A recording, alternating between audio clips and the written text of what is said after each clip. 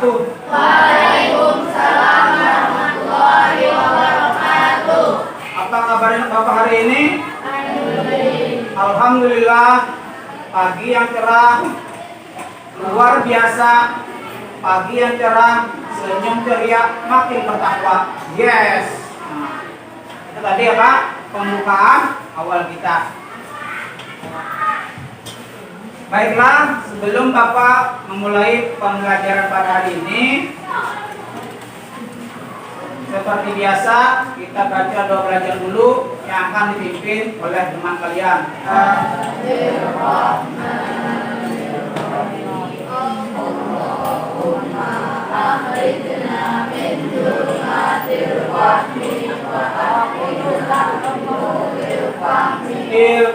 Ahmad Hafiji, Ahmad Ilham, Aulia Maisaraya,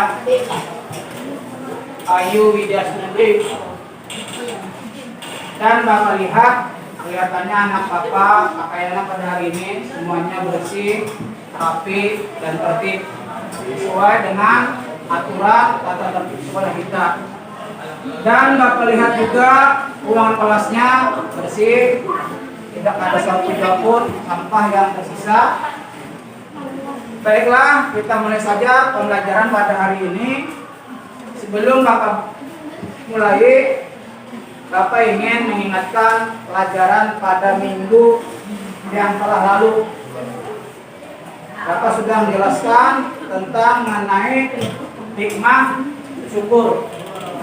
Jadi hikmah syukur yang pertama, orang yang mendapat nikmat dan kelebihan kalau tidak berhati-hati dapat lupa diri sehingga menjadi angkuh atau sombong. Yang kedua, memperoleh kepuasan batin berkaitan dengan anugerah yang diterima dari Allah Subhanahu wa taala.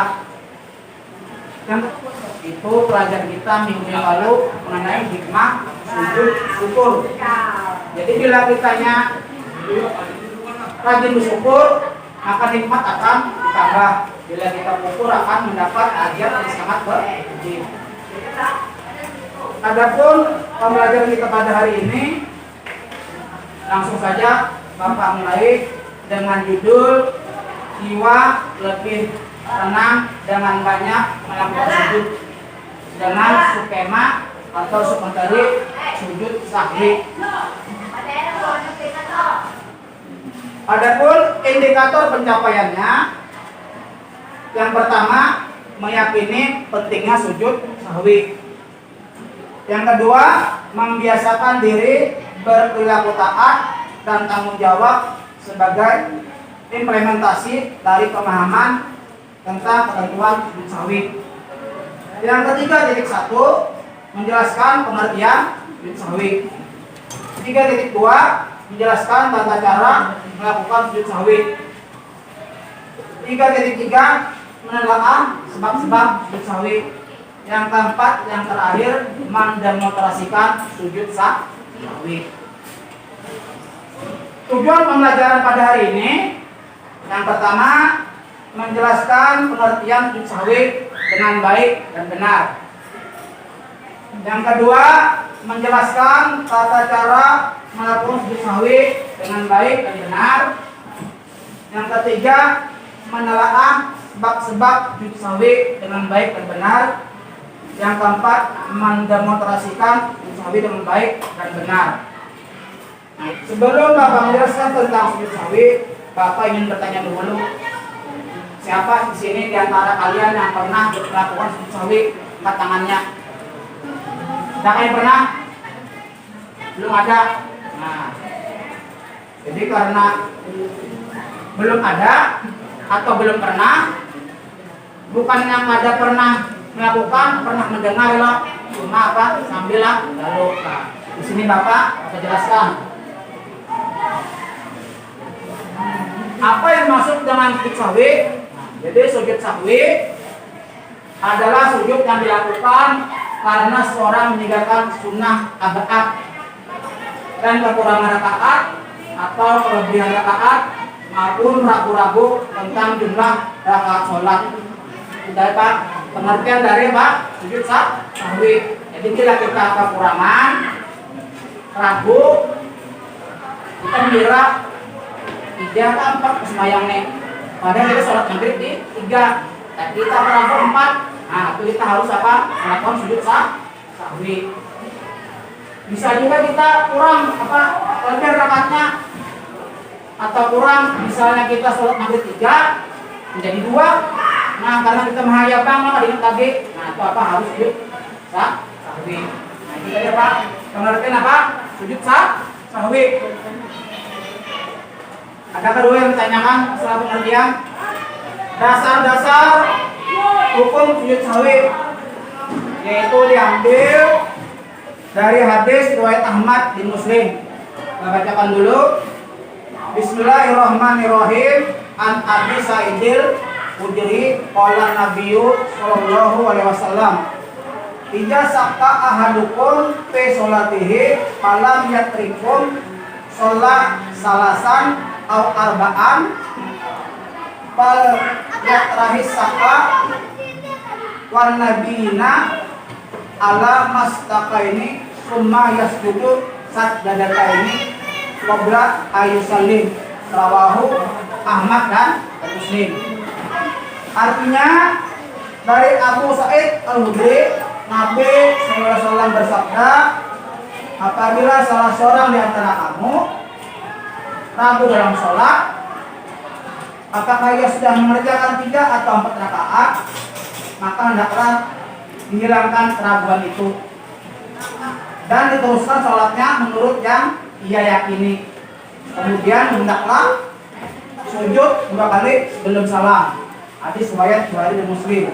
Melakukan kunut kada terbuat kada ingat. Nah, kita harus apa? Melaksanakan sujud sahwi. Tapi bagi yang kada melaksanakan, kada Pak, Bapak. Mungkin karena dia Pak paham Muhammadiyah. Kemudian yang keempat, lupa melakukan tasawuf awal. Apa nih kada ingat, langsung berdiri aja, Allahu Akbar dari kita. Nah, jadi lupa tasawuf awal. Yang kelima, kelebihan atau kekurangan dalam jumlah sholat. Nah, jadi kelebihan jadi masalah, kekurangan jadi masalah. Jadi kita tetap harus melakukan sujud sahwi. Warhamni, wajiburni, warfahni, warjubni, wahdini, wafhani. Lalu apa kita sujud lagi baca doa yang sama. Subhana man la yanamu wa la yasbu. Kemudian apa? Bangun dari sujud. Yang ketiga, duduk sebentar. Dan kita tadi membaca apa? Doa, Rabbi firli. Kemudian apa? Yang keempat, duduk kembali dan diakhiri dengan salam. Dan lagi pertanyaan yang lain, kelompok 2. Pada suatu saat, saya pernah merasa ragu dalam 2 rakaat sholat, tapi saya tidak melakukan sujud sahwi. Apakah sholat saya sah atau tidak? Nah, ada pertanyaan dari teman kalian. Pada suatu saat Pak, saya ajarnya kelebihan dalam mengerjakan sholat atau kurang rakaatnya, tapi saya tidak melangsung sahwi. Apakah sholatnya sah atau tidak? Nah, jadi itu sholatnya sah. Kenapa? Karena sujud sahwi apa? Hukumnya sunnah muakkad, sunnah yang hampir mendekati wajib, artinya sunnah yang dianjurkan. Jadi bila kita tidak tahu, karena ilmunya nggak ada, kadang menggawi, ada apa-apa, ada berdosa. Bila kita tahu, kemudian kita gawe berpahala. Jadi apa? Tidak ada masalah. Terus pulang, ada lagi yang dipertanyakan? Pak, Ketiga ya, silakan. bagaimana kalau saya tidak orang baca sujud sahwi? Nah, ada pertanyaan dari teman kalian, bagaimana bila kita tidak hafal bacaannya? Jadi bila kita tidak hafal, kita ganti dengan bacaan sholat seperti biasa. Subhana rabbiyal a'la wa bihamdi. Karena kita jarang melakukan, jadi jarang juga hafal bacaannya. Padahal bacanya cuma pendek. Subhana man. Ini semangatku. Mana buktinya? Ini buktinya. sekarang kita untuk diskusi.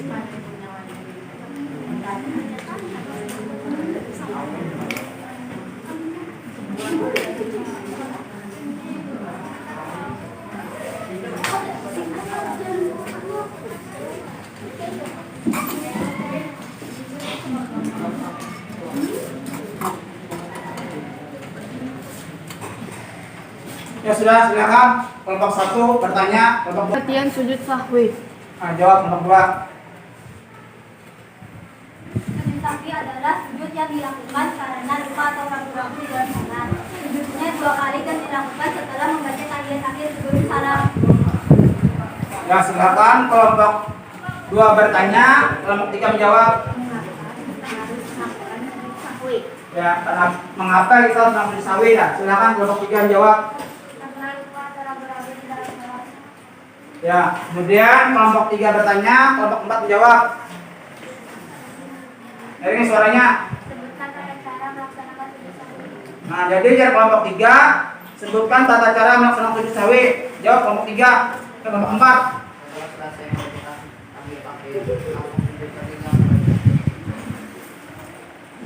Terus.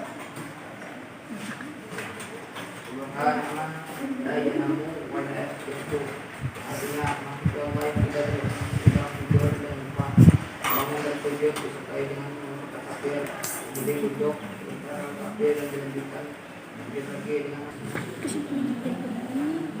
Nah, kemudian kelompok 4 bertanya, kelompok 6 menjawab. Nah, silakan jawab kelompok 4. Ini suaranya.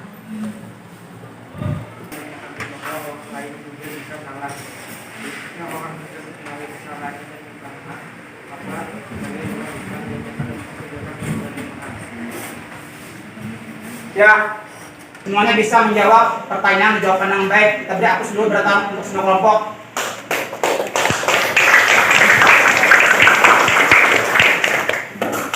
Sekarang simpulkan kelompok 1. Apa kesimpulannya? Atau kelebihan jumlah rakaat? Bil alamin innaka hamidun majid. Allahu akbar. Subhana man la yanamu wa la yasu. Subhana man la yanamu wa la yasu. Subhana man la yanamu wa la yasu. Allahu akbar. Rabbi firli warhamni wajiburni warfa'ni warzuqni wahkini wafini wafuqanni. Allahu akbar. Subhana man la yanamu wa la yasu. Subhana man la yanamu wa la yasu. Subhana man la yanamu wa la yasu. Allahu akbar. Assalamualaikum warahmatullahi. Assalamualaikum warahmatullahi.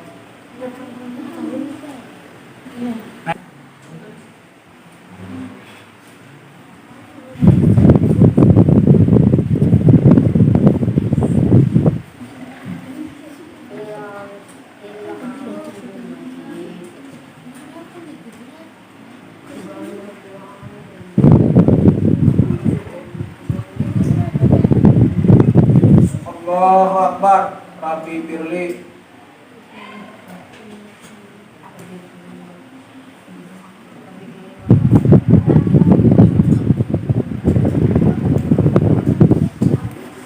Allahu akbar. Perhatikan yang lain.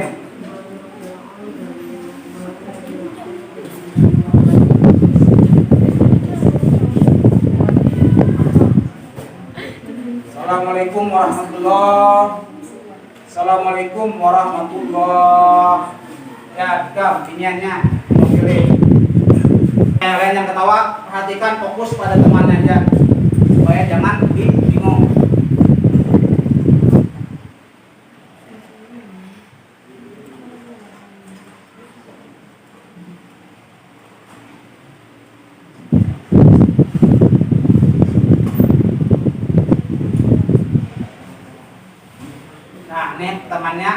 kesalahan, ada apa biar aja.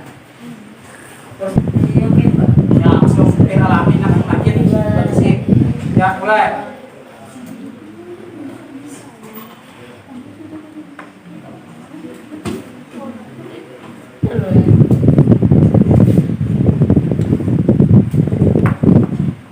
Rabbi firli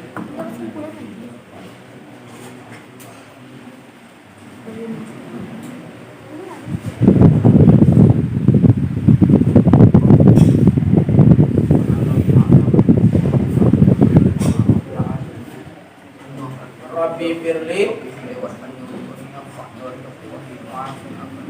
Allahu Akbar.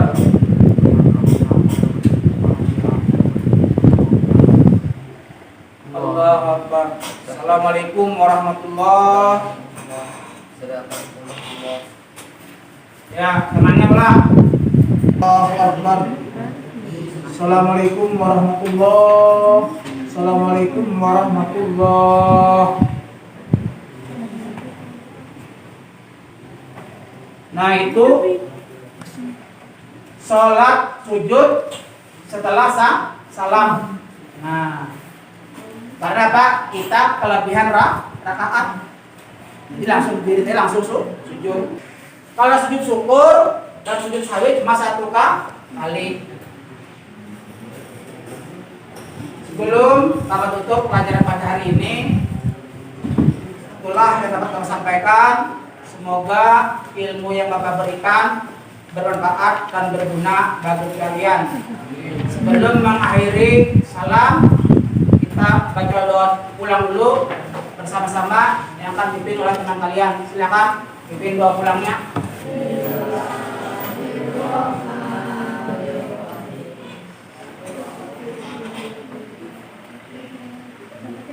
Allahumma inni astaghfiruka ma alamtani bil fardhu ilayya inda hajati.